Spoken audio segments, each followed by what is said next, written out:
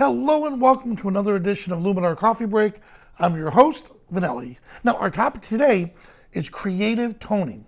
Now, in the old days, in the film days, photographers would use glass filters, or they would use color filters on top of or they would put them to their lenses, and then from there, they'd go out shooting, and the color filters on the lens would dictate the colors that they're going to be getting onto the film. If they wanted a black and white only images, they could put a black and white filter on. If they wanted what we're going to do here to add more like a warmer yellowish tones to the image, they could put a yellow filter on. So that was great back in the film days. Now everything is on digital. It's up to us to decide. We can still go back and use Tiffin filters and things like that on the lenses, or we let Luminar do it for us. Now, the pros to that is once I take that photograph, if I were to put a black and white filter on that lens, that's it. I'm stuck with black and white. I can't change it. Here, using Luminar, we're able to change it to anything we want. And that's what I want to show you today, is again, how to create beautiful tones inside Luminar. Now, before we begin, let's take a moment and thank our partners. Fujifilm. Make images, share stories, and experience moments at the speed of life with Fujifilm. Thank you for staying at home with us. All right, guys, and we're back in. Welcome, everyone. Glad to see everyone back again. Our Japan friends. Hello, Julie. I'm glad you got those pictures organized. And from Belize, this is great. All right, let's dive right in. So here we are. Here we are with the image of the beautiful model Corinne. Here's before, and here's after. Look at that. So let's see what we did here. And I'm going to go through it. So here's the photo filter we were talking about. So the photo filter tool, I'm going to turn it off. Look at that. And now watch this. When I put it on, look at the change that it gives us. It gives us that golden tones that we're looking for. All right. Now, so that is under the professional tools. Let's jump up here. And we're going to check out the essential tools, where really I just used AI enhancer. And then, of course, the skin retouching and the portrait enhancer. So I'm going to start from the beginning, and we'll recreate this, and then we'll take it one step further. All right? So I'm going to come down to the history tool, and we're going to start from the beginning. The very first thing we have to do is develop the photo. So AI Enhancer does a phenomenal job for me. Before, after, it's great.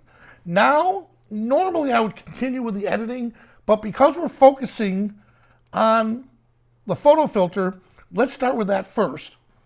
I'm going to give it an arbitrary amount. Now notice already it's changing the look of the photo. So I can take it from all different views, and what I like to do is I'll start at one end, slowly work my way back, and right when I find one that I like, I'll do a little dance between the amount and the hue.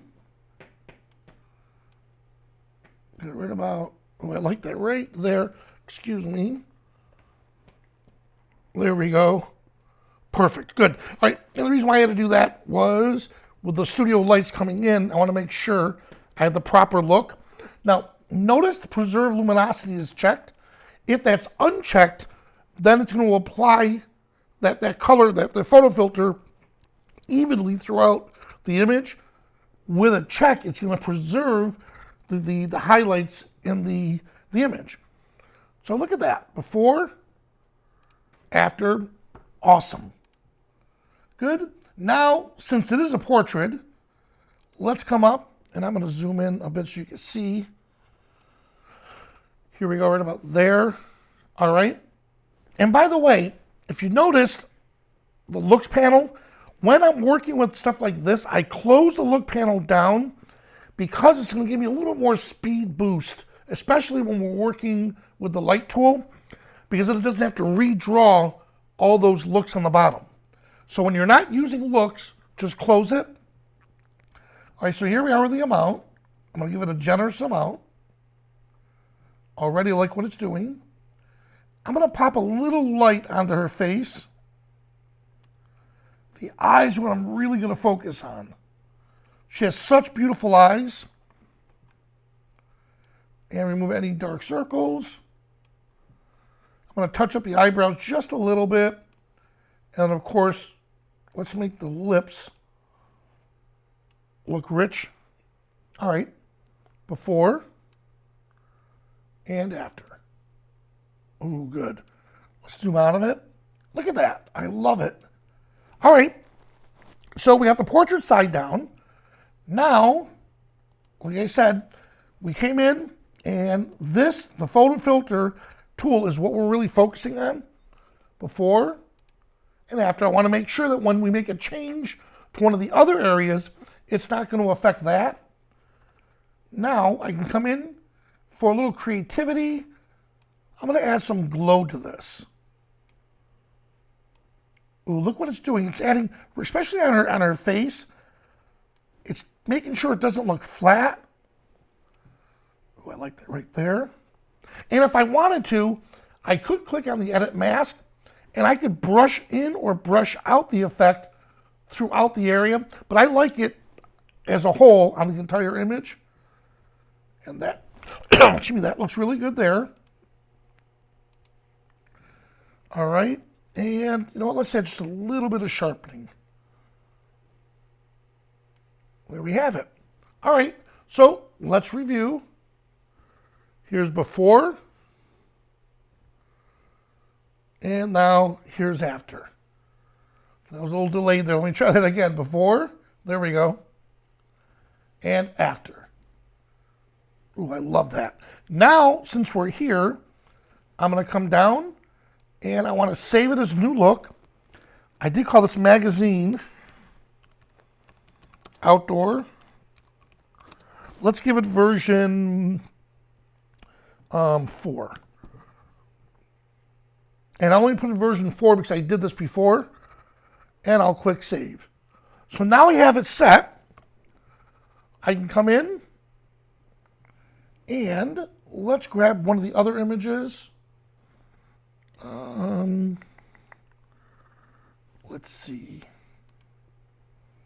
All right, this one should be good. I'm wondering why my system is running a little bit slow. Good.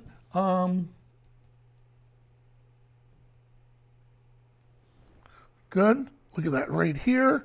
All right, so let's try it out. Magazine outdoor. And let's see what this does.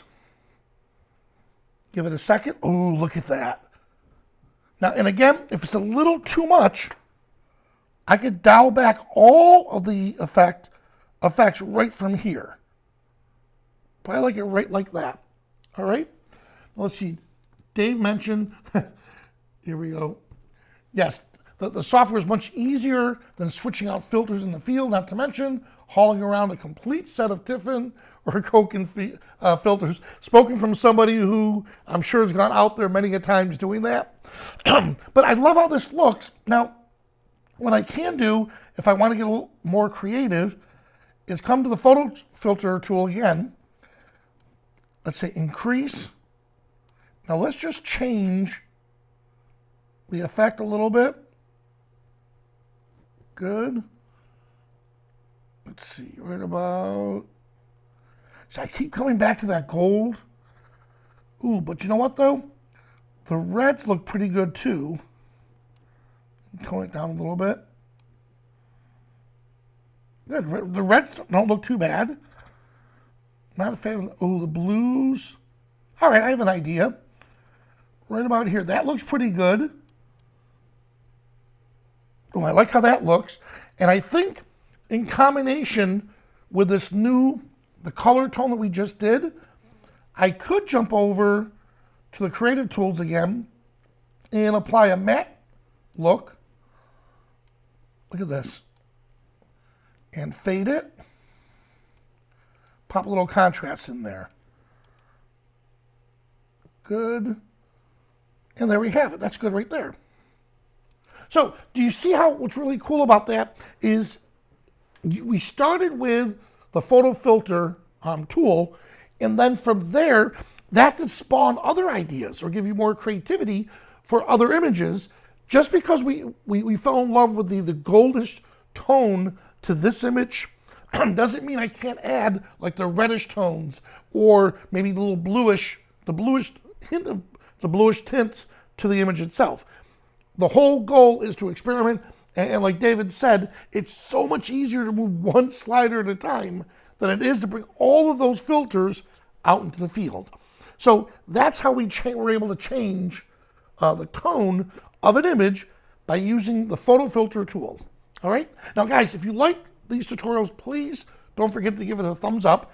And tomorrow we'll have our coffee break. We're having the regular coffee break at 5 o'clock, but then at 5:30, we have an after hours to where we have you, our viewers, joining us, video and audio, to where you can give us ideas on what you would like to see in the next episodes or suggestions. I know a couple of you are asking, is Luminar going to come to the iPad? As of right now, no, it's not. So these are questions that we can answer and talk about during the after hours. All right? Well, guys, once again, thank you so much for joining me, and I'll see you at the next coffee break.